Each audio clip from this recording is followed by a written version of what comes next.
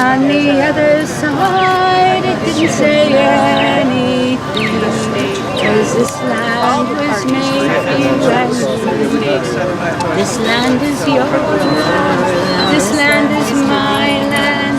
From California to the New York Islands, and the redwood forests to the Gulf Stream border.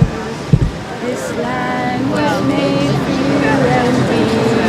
And the squares of the city, and the shadow of the steeple, and the relief lines, I saw my people, and some were wondering, and some were grumbling. Was this land made for you and me? This land is your land, this land is my land. From California to the New York Islands, the redwood forests to the Gulf Stream borders. This land was made for you and me. Nobody lives in cause this land was made for you and me. This land is your land, this land is my land. From California.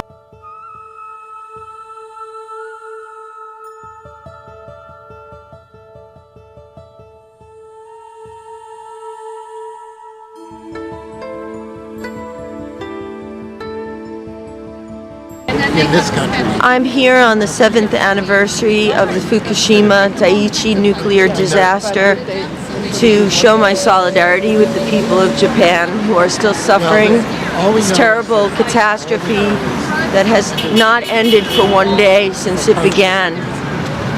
And the thought that I want to express is that we often think of Fukushima as a natural disaster, but Fukushima was not a natural disaster. Fukushima was the result of many decisions made by TEPCO officials and the Japanese government to not carry out regulations regarding the plant that would have made it safer and made this catastrophe less likely. General Electric was also part of the problem because they built the plant, actually eliminating a hillside it could have been built on to make it more accessible to the water. So Fukushima was not a result of only a natural situation. It was man-made, just like all the radioactive waste that is sitting in about 250 some odd spots all around the United States is not an accident. It's a waste product that's deadly, and that's going to take thousands and thousands of years to ever be safe again. And the profits made by industry today on the production of nuclear energy will be costs in the future for many, many generations, to the tune of billions, trillions, and probably sums we could never even imagine. So I'm here to show solidarity for the people of Fukushima, but I'm also here to urge people to think twice about nuclear power, because it creates a waste product. All these years later, we still do not know what to do with it. Thank you. I am here to basically agree with what was just said. In a sense, for me, of a requiem for the state of the planet and one of those major disasters going on as we speak as the result of many nuclear accidents, which we are in the process of hoping to prevent here in Vermont. How do we take care of the waste at Vermont Yankee as a human responsibility to do the absolute best we can to make it as clean as possible on this anniversary of Fukushima, which I guess to me, I'm here as a sense of mourning for the planet and a reminder that anybody who's conscious, I think, can't help but feel the same way, that we need to remember. What we don't remember, we will repeat. If we don't remember what happened in history, you will do it again. So that's why I'm here. Okay, well, we're here today because it's 7 years today since the start of the catastrophe at Fukushima. There's absolutely no end in sight. Nobody has a clue how to shut this catastrophe down because there's been work on numerous high-tech robots that have gone into the core. They've all melted down or died because of the high level of radiation. So the core melt is a big thing. There's a huge amount of high-level nuclear waste in spent fuel pools that can't be emptied because they're full of debris, and the usual machines that empty spent fuel pools have no clue what to do with this, things like catwalks and pieces of ceiling tiles and things like that are swimming around in the pools. And so due to those two things, there's a tremendous amount of water being dumped into the spent fuel pools and the reactor core every day, and that water becomes highly radioactive and is essentially being stored, and much of it is also leaking into the Pacific, and it's pretty terrifying because it could be another 40-50 years. Nobody has any idea how to stop this, and that's why we're here. Thank you. Hi. I'd like to speak to an issue which is little understood and little reported on. After the meltdowns at Fukushima, the United States Navy sent in the USS Reagan aircraft carrier, a large ship, I think it is an aircraft carrier, on a humanitarian mission to help the people. What they did was they sailed into the radioactive plume at the very time that it was being released from the plants. These soldiers have been utterly abandoned by the U.S. government. They claim that there was insufficient radiation to cause any of the hundreds of illnesses that have stricken these sailors who are doing their job. I think 9 of them have died.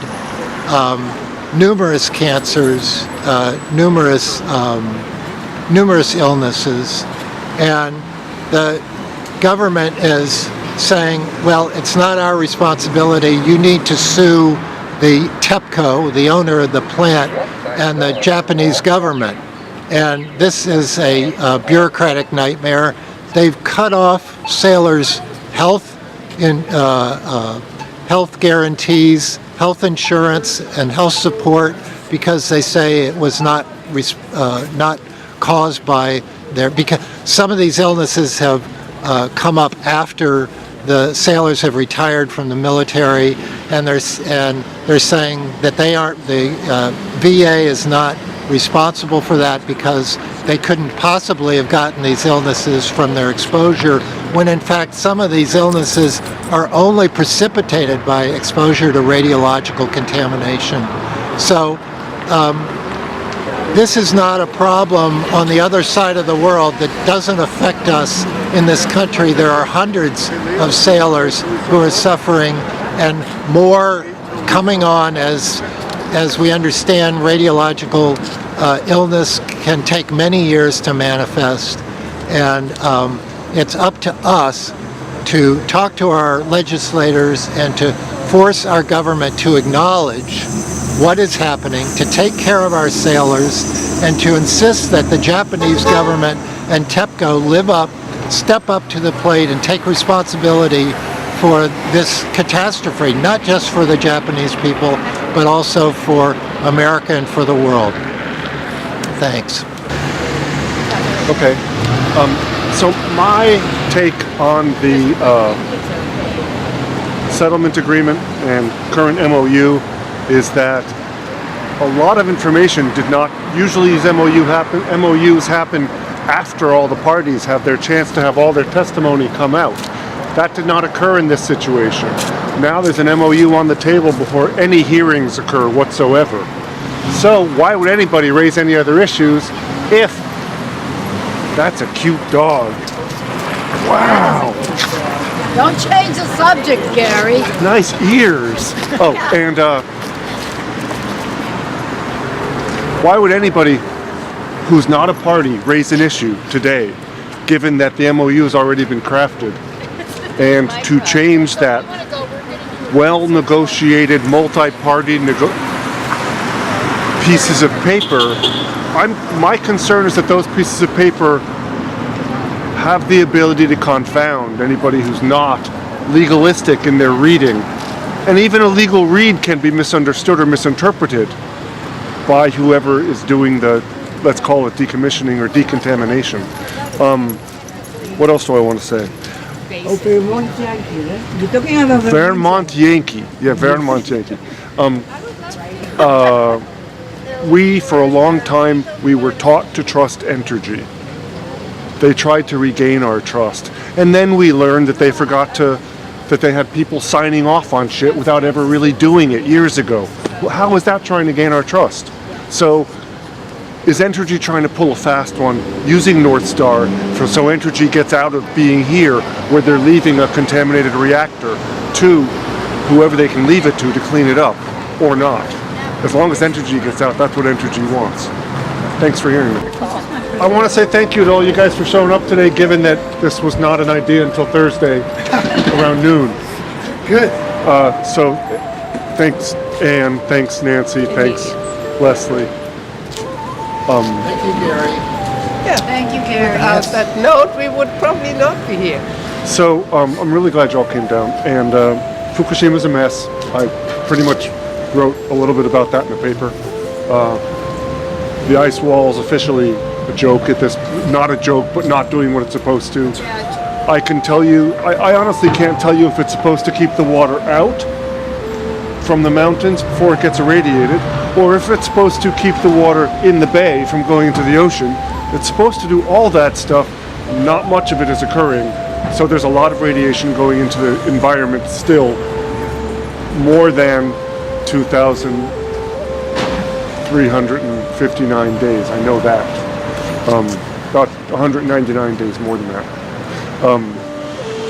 And Ulrika has some words from Chiho. Chiho Kaneko, she would be here if she could have. She had to do something with family in Boston. And she just wrote me an email when I asked her, can you come with us right down? And so when she wrote it, I thought I relate those words to you. I will miss being part of the vigil in Brattleboro. Please say hi to Leslie. Hi. Hi, Leslie. Hi, Leslie. What I have learned in the past 7 years is that once a nuclear disaster happens, all the safety standards and measures become meaningless, and we are all forced to accept the post-disaster conditions as the norm. I see and hear about more and more people in my home area who suffer or die from acute diseases such as leukemia, heart attack, etc. And many of them are middle-aged or young people. Some are children and teenagers even. Many of us feel there is a connection between these sudden illnesses and the nuclear pollution, but there's no way to prove it. And then I wrote back and said I might want to read these lines to our group and asked, and she said, you may of course share my thoughts with others, Ulrike, but there's nothing enlightening about what I wrote to you. I feel so feeble and helpless. It's true about the ill health of people in the north and the greater Tokyo area. Last fall I gave a concert in a small town south of my hometown. The woman who accompanied me on the piano, who's my age, 52, recently had an open heart surgery for aortic dissection. I was shocked to learn that. In the same town I met a farmer who has an elementary school-aged daughter suffering from leukemia. This farmer, the mother, told me she doesn't really want to believe that the fallouts from the Fukushima Daiichi are making her daughter sick, but that she sometimes does wonder what may be the case. Oh, she probably means the cause. My feeling is that those people who are more susceptible to nuclear pollutants have already started to show symptoms. Some people are even so sensitive that they can actually tell when they are in a more radioactive area. Their bodies can tell. It's amazing, right? I just wanted to say one thing, which is that if everybody wants to do one thing here besides showing up today, there's been no media on this 7th anniversary at all. So if everyone here wrote something, either Facebook post, a letter to the Reformer, a letter to the Common, a letter to 7 Days or VT Digger, you know, if everybody here writes something, I think that we can actually get the word out. So maybe everyone here can commit to at least the most basic 1 or 2 paragraphs of writing something to get out to the world.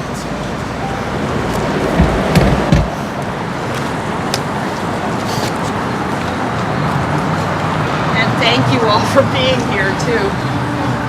I guess I'll say one more thing, which is the Greenpeace just did a field study over the past year, actually looking at the radiation that's in the ground in Namie, which is 5 miles from Fukushima. Brattleboro.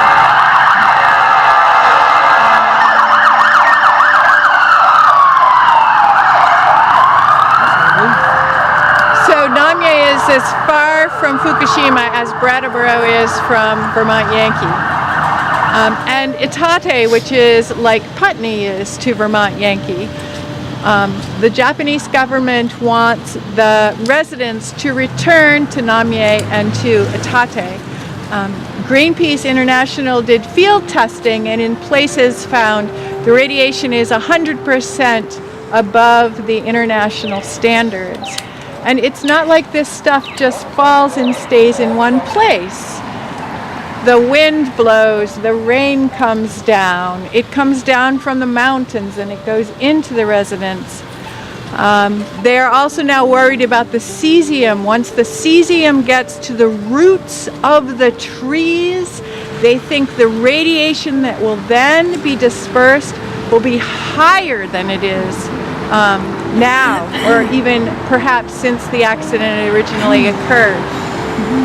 Greenpeace went to the United Nations with this information, and a United Nations committee has now declared that this is a humanitarian crisis and that Japan cannot make these people return to their homes. And in addition to what Leslie just said, not that they might ignore what the UN says, as we know, people ignore the UN all the time. But in addition to what Leslie said, just to add to that, that area is very rural, and they've cleaned up theoretically the topsoil, but 80% of the area is forested, and there's nothing they can do as far as cleanup in a heavily forested area. So even, you know, the amount of ground cleanup that they've been able to potentially successfully, do is just a very minimal amount. And what Leslie just said about the trees, you know, you're talking about a lot of trees. It's not the trees in people's yards. It's most of the ground area around Fukushima. So we'll probably be back here again March 11th, 2019. Oh my God. Oh my God. Because, once a meltdown starts, it never ends. And we're going to be preparing for the Olympics that year. That's right. The Japanese Olympics. 2010. 2020. 2020, shoot. That's Anyway, so thank you all so much. But at least we shut down Vermont Yankee, right guys? Yay. We are not creating more of this horrible stuff. Yes. Woo! So remember, get on your computers, send something out to the world today. That's right. So the Olympics are going to be in Tokyo in 2020 and in the Fukushima region. There's going to be baseball happening, and this is all part of a big cover-up in Japan at this time. Since the Fukushima meltdowns, they have dropped from the top 10 to number 52 in terms of press freedom, because Japan has squashed any talk about radiation unless it is in line with the official platform of the country of Japan. So they are covering everything up that they can. Very little is actually getting out about the real state of affairs. Hi, I'm Derek Jordan. I'm a member of the NDCAP, Nuclear Decommissioning Citizens Advisory Panel. We advise the state legislature and the governor about issues around decommissioning Vermont Yankee. I just wanted to say about this day, Fukushima Day, that in Chernobyl, which was a terrible, terrible accident, they've actually shown that 1 million people have died from the radiation releases at Chernobyl. But in Fukushima, I'm afraid the casualties are going to be much higher. And for the main reason that it's an island. Japan is an island and people can't disperse. They're stuck on this island and the radiation is permeating through very Tokyo, etc., areas where there are lots of people. So I'm very concerned that we're going to see more than 1 million deaths from cancer and birth defects coming up in the future in Japan. I just wanted to say that. So that's why we come out here to commemorate this day. Thank you.